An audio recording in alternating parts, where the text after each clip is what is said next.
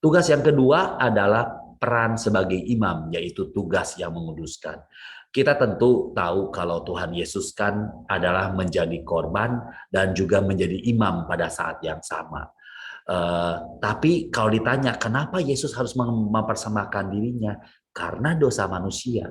Nah, sama juga kalau kita ikutin. Karena keadaan manusia yang berdosa, maka membutuhkan seorang imam untuk melakukan, eh, menawarkan atau memberikan persembahan untuk menebus dosa.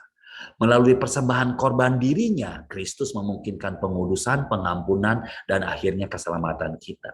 Lalu, oke, itu iman Katolik. Lalu bagaimana hubungannya kita dengan kita sebagai peran ayah? Apalagi di masa pandemi. Jadi kalau ketika masa pandemi kita mengalami aduh gaji ayah dipotong dan lain sebagainya. Ini kalau saya kita sebagai ayah dipanggil untuk meniru Yesus Kristus dengan mempersembahkan doa dan pengorbanan. Kalau saya ada dikaji dipotong 50% dan saya harus berpikir kreatif bagaimana saya bisa mendapatkan tambahan income lagi untuk bisa memenuhi keluarga. Pada saat saya harus kerja lebih banyak, pengorbanan itu saya lakukan dengan penuh sukacita. Karena peran yang saya lakukan sebagai imam yang saya ikutin sama seperti kita ikut memanggul salib bersama Kristus. Kita ikut juga persembahkan doa buat anak kita, buat istri kita. Sehingga kita dipanggil untuk mencari pengudusan dan keselamatan mereka melalui kasih pelayanan memberi diri kita. Sama seperti Yesus menyelamatkan dan menguduskan kita melalui persembahan korbannya. Saya ingat ketika saya bekerja dan masih di awal-awal karir, kemudian berkeluarga, apapun yang kita lakukan sebagai suami ataupun sebagai ayah kan ingin memberikan yang terbaik. Dan pada saat yang kita bekerja mungkin lembur, harus keluar kota, ke sana kemari. Pada saat itu kita lakukan dengan sukacita karena salib yang kita ikut panggul bersama Kristus. Itu buat saya itulah kemerdekaan ya. Bukan penderitaan, karena penderitaan itu justru ketika kita memanggul baring sesuai dengan yang Kristus ajarkan kepada kita, ada suatu sukacita ketika kita memanggul salib tersebut, bukan sesuatu beban. Apa saja yang bisa kita lakukan? Ada 3. Yang pertama berdoa, Bapak Ibu. Jadi kita harus berdoa untuk keluarga kita, memohon kepada Tuhan untuk membuat keluarga kita kudus dan menyenangkan Tuhan. Perlu itu.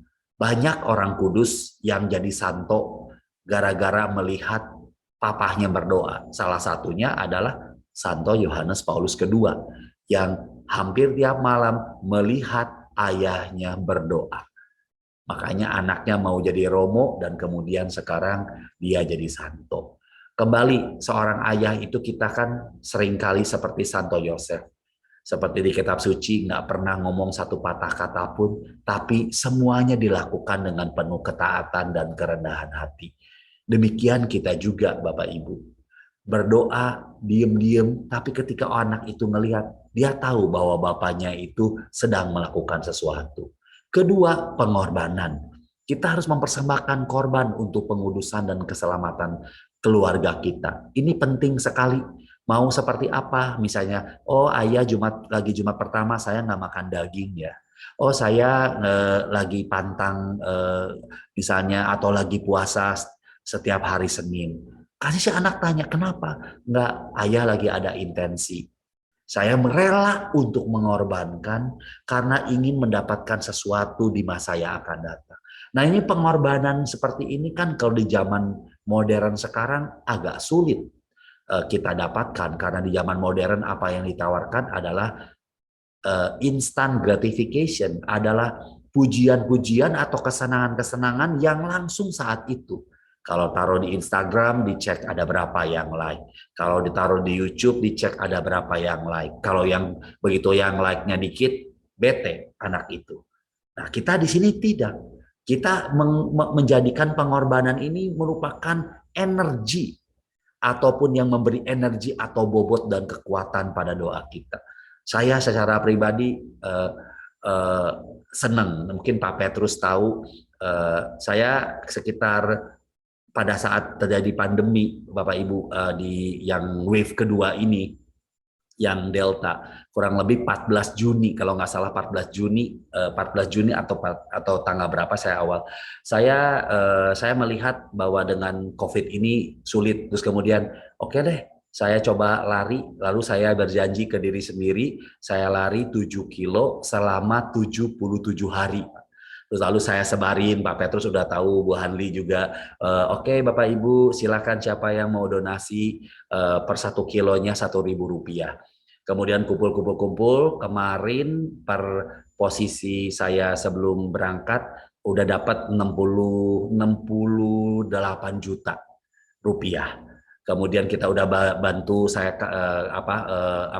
dari donatur saya bilang kirim ke Bruder Petrus langsung oke Pak, ini saya udah bagi-bagi ke orang. Terus kemudian kita bagi ke ada SLB di Pangudi Luhur di dekat di dekat tempat kami.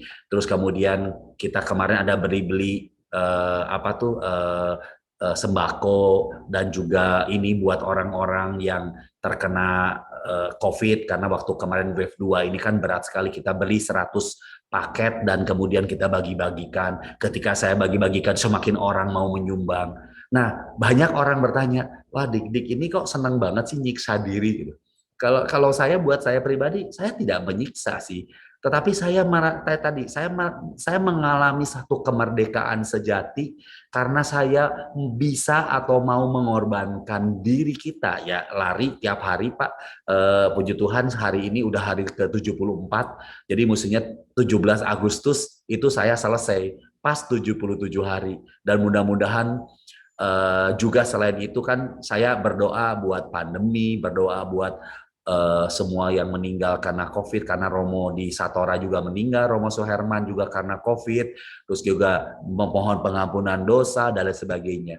Dan ketika kita balut dengan apa ya, dengan gift lah yang talenta Tuhan berikan kepada saya, mungkin Tuhan berikan kaki kepada saya lebih kuat sehingga saya bisa lari, mungkin Bapak Ibu dan nanti bisa nyanyi, kemudian bagi uang, terus kemudian kumpulkan donasi, terus kemudian bagi kepada sesama juga bisa. Nah, semua pengorbanan itu pasti ketika si anak lihat, oh Bapak saya melakukan seperti ini ya, doing something. Maka saat itu kita sebenarnya mengajarkan orang-orang ataupun di keluarga bahwa kita tidak bisa lagi memikirkan tentang diri sendiri, tetapi kita memikirkan tentang sesama.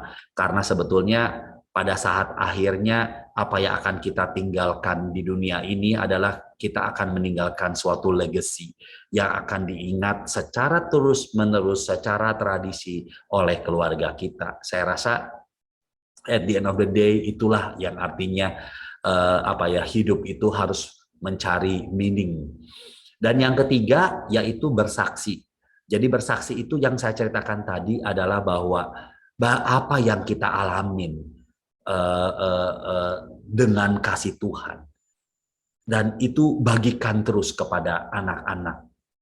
Maka si anak itu akan melihat bahwa kesaksian atau memberi kesaksian adalah bagian daripada bagaimana kita hidup itu dalam mendapatkan kemerdekaan. Misalnya, sekarang dalam keadaan yang sulit, terus kemudian ekonomi sulit dan lain sebagainya. Lalu saya suka selalu melihat dari dua sisi. Di sisi lain, pas kita menjadi orang yang lebih beruntung atau memiliki akses, dan kemudian kita mau mengumpulkan dari materi kita dan kita bagikan kepada orang-orang yang berkekurangan. Kemarin kita ada bagi ke gereja, terus karena di Satora di sini ada UKM yang khusus untuk ojol gitu. Jadi kita panggil mereka, ada yang berapa yang terkena terkena COVID, kita bagikan itunya ada 20, terus kita kirim ke mereka. Nah, bagi mereka yang serba kekurangan dan terkena COVID, terus ketika mendapatkan, oh ini ada dari siapa? Oh dari umat Katolik juga yang ingin berbagi. Maka yang bersangkutan juga akan melihat bahwa, aduh Tuhan begitu baik melalui tangan-tangan kita, sehingga dia juga bisa bersaksi kepada sesama. Nah, inilah kunci penting dari pengorbanan atau peran orang tua sebagai imam.